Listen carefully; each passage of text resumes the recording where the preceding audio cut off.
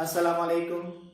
Sindh online school में अवां शागिर्दन के भलीकार आऊं आहियां अवां जे इल्म कीमिया जो उस्ताद नजफ हैदर मेमन।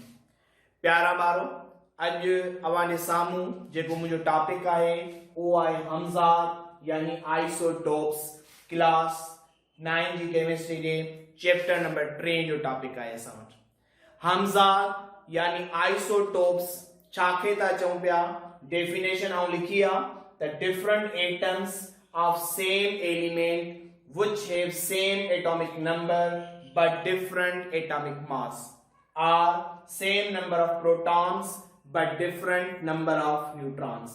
यानी चेतो त कहीं बि अंसर जा मुख्तलिफ एटम जन जो एटमी मायो त मुख्तलिफ हुजे पर एटमी नंबर साॻियो ई हुजे, या जिन जे प्रोटॉनन जो तइदाद त साॻियो हुजे पर न्यूट्रॉनन जो तइदाद मट हुजे त एड़न किस्मन जे एटमन के हिक ॿिए जा हमज़ात यानी आइसोटोप्स सॾींदासीं। मिसाल पिया वठूं असां क्लोरीन एटम जो। क्लोरीन एटम ॿिन किस्मन जा मिलन पिया असां वटि। हिकिड़ो जेको क्लोरीन एटम मिले पियो उन जो एटॉमिक नंबर एटॉमिक मास 35 आहे ऐं ॿिए जो एटॉमिक मास 37 आहे। जॾहिं त ॿिन्ही जो एटमी नंबर 17 साॻियो ई आहे, यानी क्लोरीन जा जेके ही एटम आहिनि असां वटि ऐं अंसर साॻियो आहे, एलिमेंट साॻियो आहे, एटम डिफरेंट आहिनि। कहिड़े हवाले सां? एटॉमिक मास जे हवाले सां। हालांकि एटॉमिक नंबर 17 ॿिन्ही जो सेम आहे पर एटॉमिक मास हिन जो 35 है, हिन जो 37 है, यानी ही जेके ॿई क्लोरीन जा एटम आहिनि असां वटि इहे ॿई हिक ॿिए जा हमज़ात यानी आइसोटोप्स आहिनि असां वटि। हाणे जेकॾहिं इन्हनि जे अंदरि असां इलेक्ट्रॉन, प्रोटॉन ऐं न्यूट्रॉन जो तइदाद ॾिसूं त हिन क्लोरीन में भी 17 इलेक्ट्रॉन आहिनि, हिन क्लोरीन में भी 17 इलेक्ट्रॉन आहिनि, हिन क्लोरीन में 17 प्रोटॉन, हिन में भी 17 प्रोटॉन।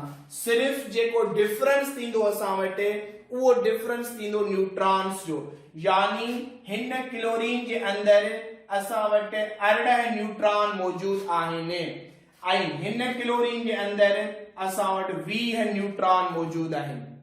हाणे मतलब छा आहे त same number of protons but different number of neutrons, यानी एड़े किस्म जा एटम साॻिए एलिमेंट जा which have same number of protons but different number of neutrons is called हमज़ात यानी आइसोटोप्स। इन्हनि खे असां हिक ॿिए जा आइसोटोप्स सॾींदासीं। एड़े नमूने सां वरी जेकॾहिं ॿियो मिसाल खणूं असां ऑक्सीजन जे एटम जो, त ऑक्सीजन जा 3 क़िस्मनि जा एटम मिलनि था असांखे।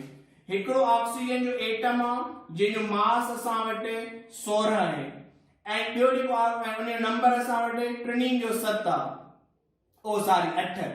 ऑक्सीजन जे एटॉमिक नंबर जो जेको नंबर आहे सभिनी ऑक्सीजन जे एटमनि जो उहो 8 ई आहे असां वटि। मास मट आहिनि असां वटि। मास कहिड़ा कहिड़ा पिया अचनि ऑक्सीजन एटमनि जा? हिकिड़ो पियो अचे असां वटि oxygen atom 15, oxygen atom 16, oxygen atom 17, यानी एटमी मायन जे हिसाब सां ऑक्सीजन जा 3 एटम हिक ॿिए खां मुख्तलिफ यानी डिफरेंट आहिनि, पर एटमी नंबर जे हिसाब सां 3 एटम जा एटॉमिक नंबर साॻिया आहिनि पर एटमी माया छा आहिनि इन्हनि जा मट आहिनि, यानी 3 एटम हिक ॿिए जा हमज़ात यानी आइसोटोप सॾाईंदा।